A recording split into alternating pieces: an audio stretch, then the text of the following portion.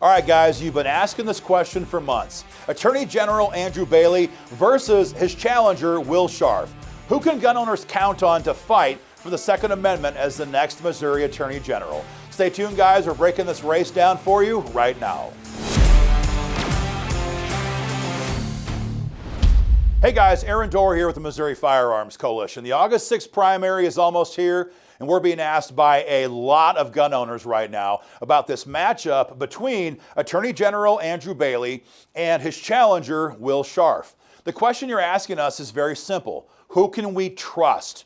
Who can we depend on? In Missouri, in a Republican Party primary, everyone says they're pro-gun. Everyone says they're a champion. Everyone says they're a hero. Everyone says they're a fighter. And so often, we get disappointed when someone goes to Jeff City. How do we know who we can trust? That is the thrust of this video. It's an important question for us to get correct because 20 years ago, it didn't seem to matter near as much who the Attorney General was. It was nice, obviously, if they were pro-gun, but in general, we didn't see them as a combatant in the fight to defend the Second Amendment.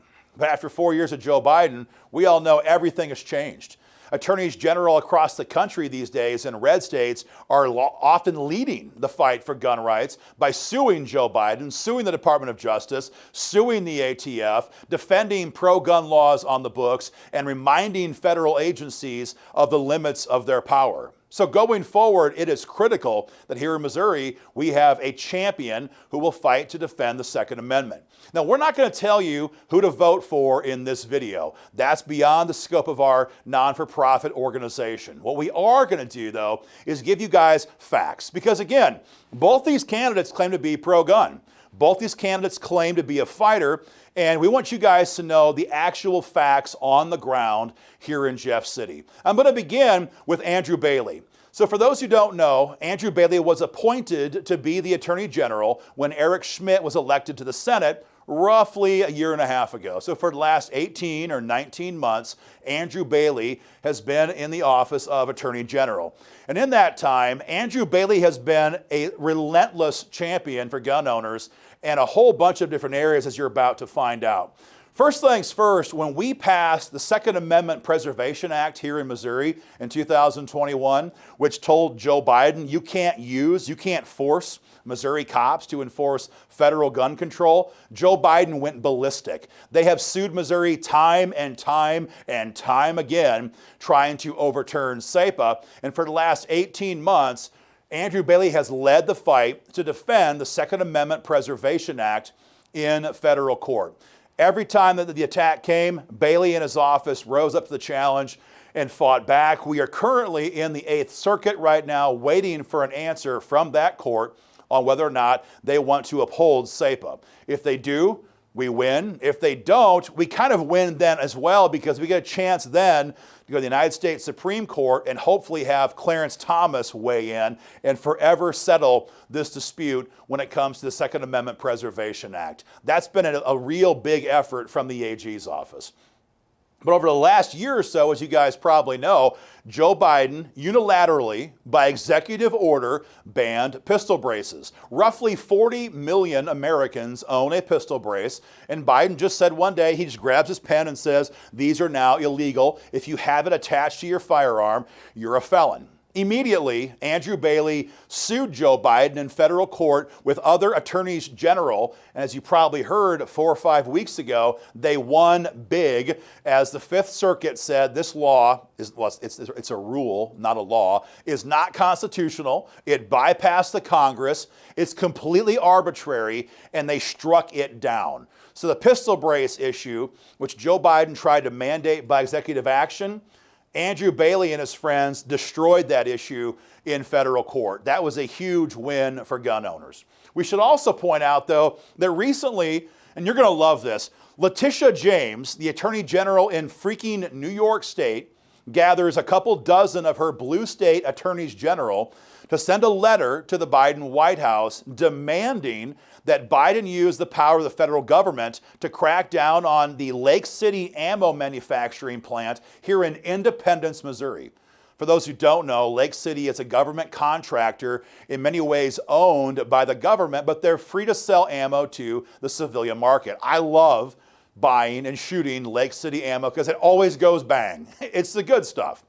Tish James does not think that Missourians or Americans should have the option to buy Lake City ammo. So she went after them via the White House. The day after Bailey heard about that, his office fired back with a letter from 28 red state attorneys general reminding the White House of the limits of their ability to put pressure on private companies or contractors with the government. They reminded them that they don't have the authority to limit who all they can sell ammunition to as long as they're not selling it to convicted felons.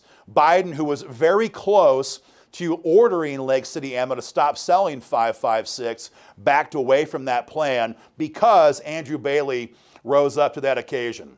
Just a couple of weeks ago, I'm sure you've heard this as well, Biden has now redefined what a firearms dealer is. In the past, a gun dealer was somebody who sold firearms for the goal of to make a profit, and that being his primary source of income. What Biden has now done through executive order, again, he bypasses Congress, is he says anybody who sells a gun of any kind with the intention of making any financial gain is a dealer.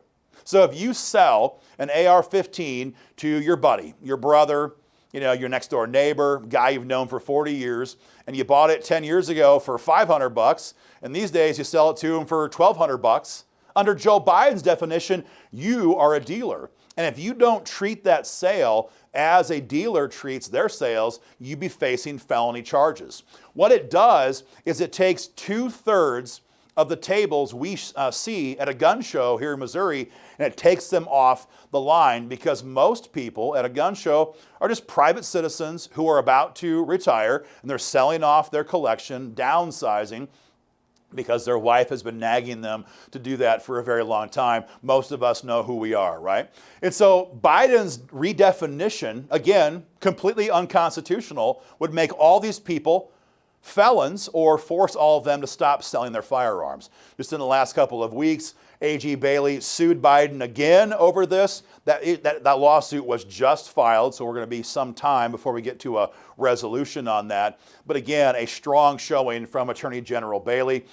I should also mention that when we have seen problems in Jeff City over the last session or two, it's been Andrew Bailey who was always there to remind the Democrats in Jeff City of what the Missouri State Constitution says and what our own United States Constitution says when it comes to the Second Amendment.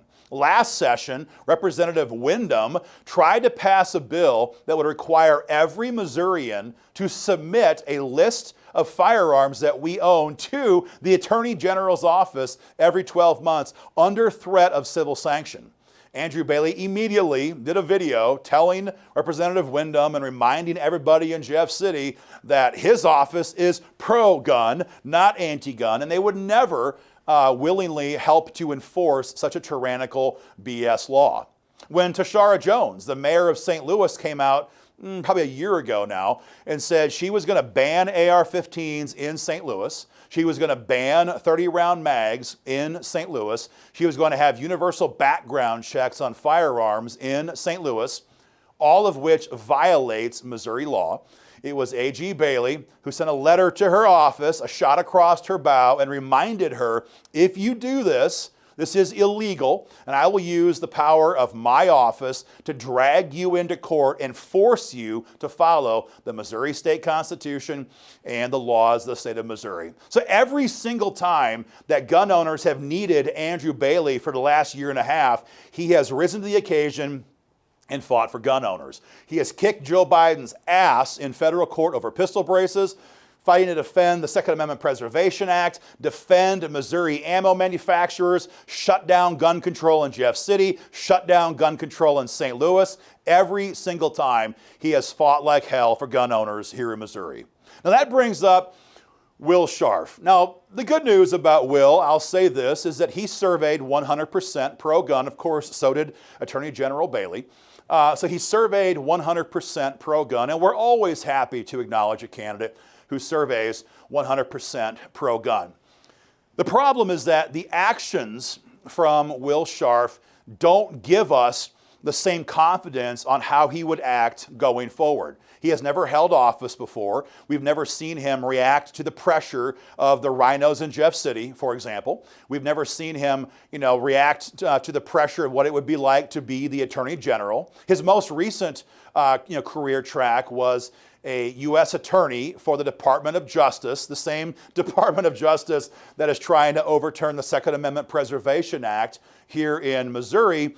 And so nothing about his career so far allows us to have anything else to kind of verify the responses that we got on our candidate survey. I should also mention that a couple years ago, under Attorney General Eric Schmidt, he enacted the Safer Streets Initiative. This is a program under President Trump where we recognize that we have these real problems in red states with blue cities like St. Louis, who at the time had Kim Gardner as our chief prosecutor, right, who would not prosecute crime. And so what President Trump did is he freed up some resources to give the states more ability to hire local prosecutors to deal with these crimes if the city itself would not do it. It made sense under President Trump. But under President Biden, that program immediately became very dangerous because what it was then was a radical, tyrannical, leftist president trying to use the power of the purse to put controls on the cities and states that took that money. And so when A.G. Bailey came into office, he ended that program and he shifted those monies to local municipalities, to local prosecutors, to local law enforcement to make sure they had the resources they have to do their job. Because the last thing we want here in Missouri is to have more federal control, more federal agents, more federal dollars, where more and more we lose our state sovereignty bit by bit. So it made sense to change that program. And that's why it was very concerning to us to hear Will Scharf attack Attorney General Bailey over restructuring this program. He hit him on this, saying that he was soft on crime. That's disingenuous at best. We don't want the feds to call the shots here in Missouri. That's why we passed the Second Amendment Preservation Act. We want local prosecutors to do their job, and when they don't, they'll be removed, as was the case with Kim Gardner. But to be angry because, in this case, Mr. Bailey restructured that program, that's not what we want to see. We want local control always. Finally, I can't help but mentioning kind of the pandering gun video. Missourians are very used to this, right? We have seen candidates going back for a long time shooting off machine guns, firing off explosive rounds, all kinds of stuff in kind of that desperate attempt to be relatable as a gun owner. So when Will Scharf does his video where he supposedly fires a grenade into a box of papers, maybe it was a green screen, I don't know, whatever.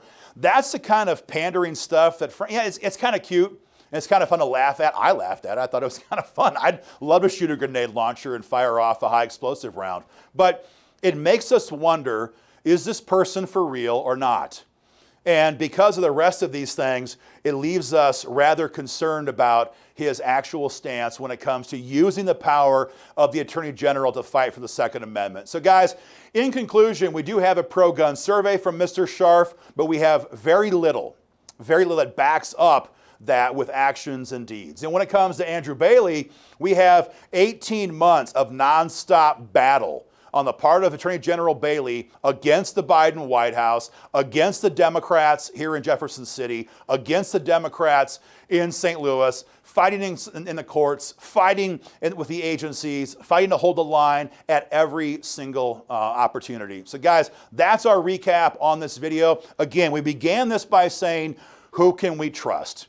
Talk is cheap. Frankly, even candidate surveys don't count for a whole lot. We're always looking for actions. And in this race, Andrew Bailey's actions speak far louder than his candidate survey ever could.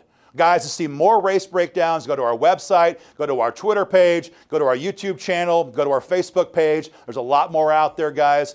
Pass these videos around on social media. Make sure everyone knows where these candidates stand. And guys, get involved in the fight today at joinmofc.com.